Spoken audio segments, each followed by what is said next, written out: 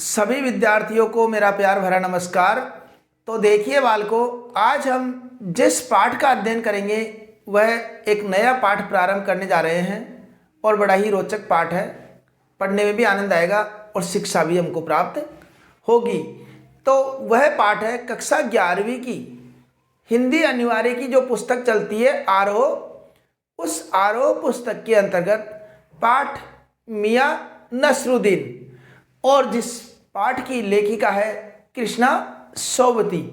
तो देखिए बालकों, हम पाठ को प्रारंभ करें उसके पूर्व इस पाठ की जो लेखिका है उनके जीवन के बारे में भी हमको संक्षिप्त जानकारी हो जाए।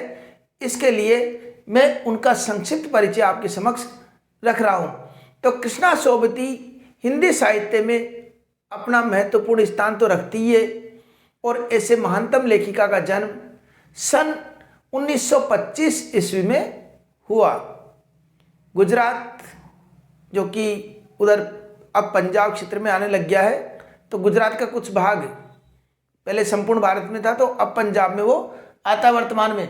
और इनकी मृत्यु सन 2019 में हुई। ठीक है। इनके अलावा इन्होंने अपने साहित्य जीवन में अनेक रचनाएं लिखी। उन रचनाओं में अगर प्रमुख रचनाओं की बात की जाए तो प्रमुख रचनाएं उनकी है जिंदगी नामा, दिलो दानिश, ए लड़की, समय सरगम, हम असरत, हम हसमत। और ये हम हसमत इसलिए अपने लिए महत्वपूर्ण हो जाती है कि हमारा जो ये पाठ है मियां नसरुद्दीन, ये हम हसमत नामक रचना से लिया गया है, क्योंकि प्रसंग में हमको इसकी आवश्यकता पड़ती है। ठीक है। इसके अलावा इनके साहित्य जगत में अमूल्य योगदान के लिए इनको कई श्रेष्ठ हिंदी साहित्य के सर्वोच्च पुरस्कारों से भी नवाजा गया। उनके पुरस्कारों की अगर बात करें तो प्रमुख पुरस्कार साहित्य अकादमी का जो पुरस्कार है साहित्य जगत में दिया जाता है, वह पुरस्कार से भी इनको नवाजा गया। इसके अलावा अनेक राष्ट्रीय पुरस्कारों से भी इनको सम्मानित किया गया। हिंदी साहित्य अकादमी का जो सलागा पुरस्कार है, उन पुरस्कारों से भी इनको सम्मानित किया गया। अब आइए हम पाठ की ओर बढ़ते हैं। तो पाठ एक ऐसे व्यक्तित्व का पाठ है जो हमको बहुत कुछ सिखा जाता है, और ऐसे व्यक्तित्व का नाम है मियां नसरुद्दीन। मियां नसरुद्दीन की विशेषता क्या है? क्योंकि इस पाठ में उनके व्यक्तित्व की संपूर्ण विशेषताओं को प्रकट किया गया है। तो मियां नसरुद्दीन, कन्नान भाई मियां नसरुद्दीन के व्यक्तित्व, रुचियों और स्वभावों की शब्द चित्र, व्यक्तित्व, रुचियों और स्वभाव का शब्द चित्र यहाँ पर हमको देखने को मिलेगा कि क्या क्या व्यक्तित्व की विशेषता है, स्वभाव की क्या क्या विशेषता है। इन सब की सामान्य जानकारी हम इसमें प्राप्त करेंगे। अब देखिए, वह एक ऐसे इंसान है, ऐसे इंसान का प्रतिनिधित्व करते हैं जो अपने पैसे से तात्पर्य हो गया कि अपना जो पुश्तैनी काम चल रहा है उस पुश्तैनी कला को सबसे ज्यादा महत्व देना, यह उनकी प्रमुख विशेषता रहती है। और ये मानते हैं कि जो हमारा पुरातन पूर्वजों का जो कार्य चल रहा है उस कार्य को हमको आगे बढ़ाना चाहिए और उसमें निपुणता हासिल करें तो कोई काम कम नहीं होता है। तो उस पैसे की कला का दर्जा देते हैं और कहते हैं कि असली हुनर क्या है? सीखने। असली हुनर जो है वह सीखने का असली हुनर मानते हैं किसको? करके सीखे। जो असली हुनर किसको मानते हैं? कि व्यक्ति को करके सीखना चाहिए। करके मतलब प्रैक्टिकल। केवल ज्ञान देना, उपदेश देना, इससे कोई ज्ञान की प्राप्ति नहीं होती है। करके व्यक्ति कोई कार्य करे तो निश्चित रूप से उसका अभ्यास बढ़ता है। इसी बात को इस पाठ में भी हम पढ़ रहे हैं। तो देखो, एक बार लेखिका कौन है इसकी? कृष्णा सोबती इधर जाती हुई मस्जिद की तरफ से जा रही थी। अचानक उनकी दृष्टि एक दुकान पर पड़ी। तो दुकान पर पड़ी तो दुकान पर पहुंची और निहायती मामूली सी दुकान थी, अंधेरी सी दुकान पर एक व्यक्ति को देखा। फटाफट आटे की जो है छानता ढेर संते देख करके उसका थोड़ा ठिठकी, अचंभित हुई, ये क्या हो रहा है? इस आटे को इस प्रकार सनते देख करके, और उसने देखा ये क्या मामला है। उसने पहले सोचा हो सकता है कोई सेवैया बना रही हो या कोई सेवैया का काम चल रहा हो, लेकिन जब वहां पर पहुंची और उस दुकान पर पहुंची तो पता लगा कि ये दुकान इस क्षेत्र के जाने माने जो नानबाई है मियां नसरुद्दीन, उनकी एक दुकान है और अनेक प्रकार की रोटियां बनाने की कला उनके अंदर है। 56 प्रकार की रोटियां बनाने में सक्षम थे वो, 56 प्रकार की रोटियां, इन सबको बनाने में वो समर्थ थे। तो लेखिका ने सोचा चलो चलते हैं और मियां नसरुद्दीन से कुछ जानकारी प्राप्त करते हैं, उनके व्यक्तित्व की विशेषताएं और व्यक्तिगत जीवन की कुछ जानकारी प्राप्त करते हैं। तो लेखिका को जब उनके दुकान पर देखा मियां नसरुद्दीन ने, तो पहले तो जैसे सोचा, हर कोई सोचता है दुकान पे कोई जाता है तो पहले क्या सोचता है कि हो सकता है कोई ग्राहक हो, तो ग्राहक समझ करके उस तरीके से उन्होंने पूछा आपको क्या चाहिए। लेकिन जब लेखिका की बातों से पता चला कि यह ग्राहक नहीं है, लेखिका ने कहा कि हम कुछ नहीं, हमको तो आपसे कुछ प्रश्न पूछने हैं। तो प्रश्न पूछने की बात पर देखो मियां नसरुद्दीन ने क्या कहा कि प्रश्न पूछने अर्थात आप अखबार निवेश हो, अर्थात आप अखबार वाले हो, रिपोर्टर हो, जो हमसे इस प्रकार के प्रश्न पूछने आए हो। लेकिन मैं अखबारों पर ज़्यादा रुचि नहीं लेता हूँ और अखबार पढ़ने वाले और इस प्रकार अखबार वालों को क्या कहा उन्होंने, निठल्ले समझता हूँ। तो इस प्रकार की बातें कही। फिर उसको बाद में क्या समझा, अखबार नहीं समझना, लेखिका द्वारा पूछना। फिर लेखिका ने बातों बातों में पूछना, चलो पूछ लीजिए। मियां नसरुद्दीन ने कहा चलो पूछ लीजिए आप क्या पूछना चाहते हैं।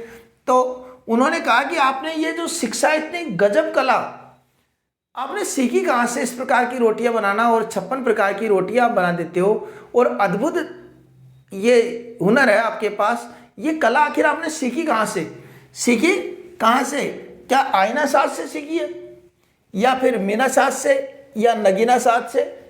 इस प्रकार वो पूछती है, या आपने वालिद की से सीखी है? तो उनका जवाब क्या था, देखो सीखने से कोई कला सीखी नहीं जाती, उसको करके सीखा जाता है। किसी के द्वारा उपदेश या नसीहत देने से कोई कला नहीं आती है। उन्होंने कहा वर्तमान की शिक्षा प्रणाली का जैसे कुछ उदाहरण दिया कि एक शिक्षक बैठा है, वो बालकों से कुछ कहता है और उस बालक को उसका दोहरान करते हैं, फिर शिक्षक कुछ बोलता है, बालक उसका उच्चारण करते हैं। जैसे शिक्षक ने कहा कि कह, तो सब बालक बोलेंगे कह। इस प्रकार के जो सीखने से, इस प्रकार बोल बुला करके और सिखाने से व्यक्ति ज़्यादा नहीं सीख पाता है और ऐसी शिक्षा का कोई लाभ नहीं है। ऐसा मानते थे कि करके सीखने में ज़्यादा बात है। तो ये उन्होंने कहा करके सीखने पर विश्वास, उन्होंने कहा इसके लिए उन्होंने विभिन्न उदाहरण भी दिए हैं। लेखिका ने जब ये प्रश्न पूछे कि आपने ये शिक्षा प्राप्त कहाँ से की है, क्या आपने शिक्षा प्राप्त कहाँ की, इस प्रकार नाम बोले, या कोई आपके वालिद अर्थात पिता ने कोई नसीहत दी आपको? तो पिता की नसीहत पर उन्होंने कहा कि पिता ने इस प्रकार की कोई नसीहत क्यों दे, कार्य किससे सीखते हैं, करके सीखने से, करके कोई कार्य सीखा जाता है। और वर्तमान शिक्षा प्रणाली में जैसे कोई शिक्षक कहे बै, कोई कहे जीम और बच्चा कहता है जीम, इस प्रकार के जो उदाहरण दिए उन्होंने, तो ये क्या है, ये रटने वाली पद्धति से कोई ज्ञान प्राप्त नहीं हो सकता है, व्यक्ति को करके कुछ सीखना होगा। इस प्रकार की शिक्षा में वो विश्वास रखते थे। इसको उन्होंने विभिन्न उदाहरणों से भी प्रकट किया है। विभिन्न उदाहरणों में मतलब कि कोई बच्चा पहली क्लास नहीं पढ़ा, दूसरी क्लास नहीं पढ़ा और सीधे उसको तीसरी क्लास में रख दिया। अब तीसरी क्लास में रख दिया तो क्या सीखेगा वो? कुछ नहीं सीखने वाला। उसी प्रकार खाने के लिए जब तक उसको कढ़ाई मांजना नहीं आएगा और बर्तन साफ करने नहीं आएंगे, तब तक उसको डायरेक्ट खाना बनाने में निपुण कैसे हो जाएगा? ये कलाएं भी उसको धीरे धीरे सीखेगा, तभी जाकर आगे वो सीख सकता है। ये सब बातें उन्होंने बताई उदाहरणों के माध्यम से। तो उन्होंने कहा कि हमारे यहाँ पर बादशाहों का उदाहरण दिया कि बादशाह भी हमारे भोजन की इस प्रकार की सराहना करते थे। इस प्रकार की बातें चली तो उन्होंने कहा, अब बादशाह के उदाहरण, तो बादशाह के नाम आते ही लेखिका ने पूछा कौन से बादशाह के यहाँ पर आपने काम किया है? तो उन्होंने कहा बादशाह से पता लग गया, बादशाह है फिर भी लेखिका के बार बार दबाव देने पर, बार बार पूछने पर उन्होंने नाम बता दिया कि बादशाह जफर खान, बहादुर शाह जफर। क्या नाम बताया बादशाह का? बहादुर शाह जफर। तो उन्होंने कहा वहाँ पर जाते थे, कहते हैं कि कहावत चल रही थी कि कुएं में रोटी सेक लेते हैं, तो ये एक कहावत है। उन्होंने कहा देखो कुएं में रोटी सेकना, आग में ही रोटी सेकती है, लेकिन लोग कहते हैं तो वो प्रसिद्धि के कारण कह देते हैं, इस प्रकार की बातें आ जाती है। अब इसी बीच में बब्बन जो उनका शागिर्द था, उनसे कहा बब्बन भट्टी सुलगा दो, रोटी बनाने का समय हो गया होगा। तो भट्टी सुलगा, तो लेखिका ने पूछा कि बब्बन कौन है? शागिर्द, सेवक। शागिर्द का मतलब सेवक। तो उन्होंने कहा आपका शागिर्द है? उनका शागिर्द नहीं, हम इनको दाम देते हैं, जो मेहनत करते हैं उसकी कीमत देते हैं। तो बब्बन का इस प्रकार परिचय देना। तो रोटियों के कौन कौन से प्रकार आप बनाते हो? तो रोटियों के प्रकारों के भी नाम बताए उन्होंने, बाकर खानी, सीरमाल, ताप नान, बेसानी, खमीरी, रुमाली, गाँव, दीदा, तुनकी। इस प्रकार तुनकी कहते कहते वो पुरानी यादों में खो जाते हैं। पुरानी यादों में क्या कि एक समय था, एक जमाना था, लोग खाना बनाने वाले की कद्र करते थे और खाने की स्वाद को पहचानते थे। और आज क्या जमाना हो गया, तंदूर से रोटी निकली और हजम, इस प्रकार की स्थिति हो जाती है। तो इस प्रकार पुराने जमाने की जो बातें याद आई उनको कि पुराना जमाना अपने आप में एक अद्भुत था। कुल मिलाकर अगर पाठ की बात की जाए तो पाठ का उद्देश्य क्या है, पाठ में बताया क्या गया है? पाठ में बताया गया है कि व्यक्ति अगर कोई कार्य तल्लीनता से करे और करके सीखे और निरंतर मेहनत करेगा तो उसमें उसके अंदर कला अपने आप ही आती हुई चला जाएगी। और काम से अगर बचेगा और सीधे ही सोचे कि मैं निपुण हो जाऊं, ऐसा संभव नहीं होता है। कोई भी कार्य जब भी सफल होता है, जब भी वो निपुण होता है, जब उस कार्य में तल्लीनता से उस कार्य को करे, किसी कार्य को छोटा या बड़ा नहीं समझे, हर कार्य को महत्व देते हुए करे, तब जाकर उस कार्य में निपुण होता है। पिता ने जो कार्य किया प्रसिद्ध तो थे ही, लेकिन उस पिता के कार्य को, पैसे को आगे बढ़ाते हुए इन्होंने उसमें और भी चार चांद लगाए और भी विशेष उपलब्धि हासिल की। कौन ने? मियां नसरुद्दीन ने। ठीक है, तो यह रही बात इसकी व्याख्या की। यह हमने पाठ को समझा। अब रही बात कि इसकी अगर हम सप्रसंग व्याख्या लिखें तो किस प्रकार लिखेंगे, वह भी एक देख लीजिए। यहां पर मान लो हमको सप्रसंग व्याख्या आ जाती है तो किस प्रकार लिखनी है वो एक बार देख लीजिए आप। सप्रसंग व्याख्या के अंतर्गत हमको ध्यान है, पहले प्रसंग लिखना होगा, प्रसंग, और प्रसंग में प्रस्तुत गद्यांश, प्रस्तुत गद्यांश हमारी पाठ्य पुस्तक, पाठ्य पुस्तक, पाठ्य पुस्तक का नाम लिखेंगे आरोह के अंतर्गत। अब लेखिका कौन है? कृष्णा सोबती, कृष्णा सोबती।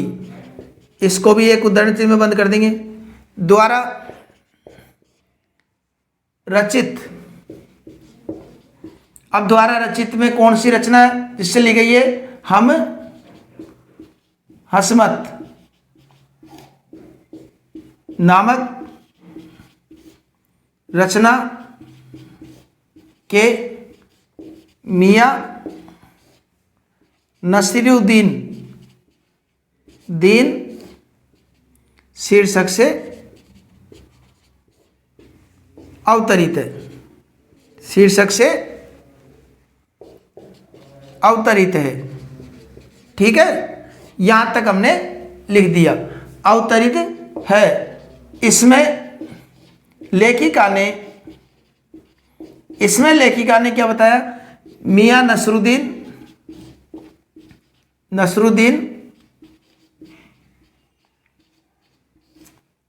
नसरुद्दीन के व्यक्तित्व की विशेषताओं का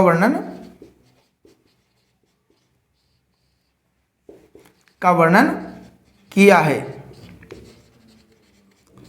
ठीक है, यह हमको लिख देना है। अब रही बात व्याख्या, जो भी मैंने बोली थी उसी प्रकार कोई भी पंक्ति आती है उसको विस्तार से हमको लिख देना है।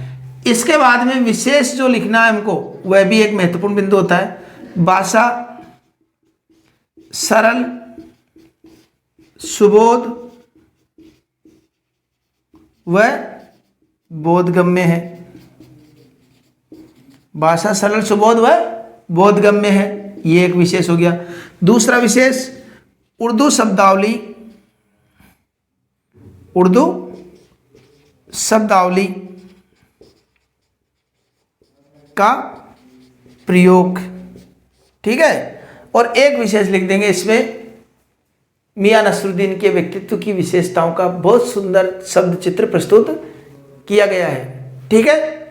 आशा करता हूं आपके ये पाठ भली प्रकार से समझ में आ गया होगा और इसी प्रकार अन्य पाठ आपको समय पर प्राप्त हो जाए, इसके लिए तो आप चैनल सब्सक्राइब कर ही लीजिए। तो मिलते हैं अगले भाग में, तब तक के लिए धन्यवाद।